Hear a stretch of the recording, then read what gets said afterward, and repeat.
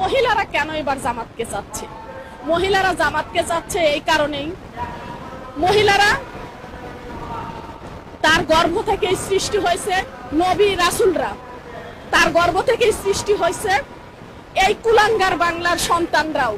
অতএব মহিলারা এবার সিদ্ধান্ত নিছে আমার পেট থেকে যেন কোনো কুলাঙ্গার আর জন্ম না নেয়। তাহলে সেটা কিভাবে সম্ভব হবে? আগে পরিবেশ তৈরি করতে হবে, আগে ক্ষেত্র তৈরি করতে হবে। আমরা যদি এই সমাজ থেকে ইনসাফের বাংলাদেশ কায়েম করে যদি আমাদের এই বাংলাদেশ থেকে নেশা মুক্ত করতে পারি, তাহলে আমার সন্তান যাবে না নেশা করতে, আমার ভাই যাবে না নেশা করতে, আমার স্বামী যাবে না নেশা করতে।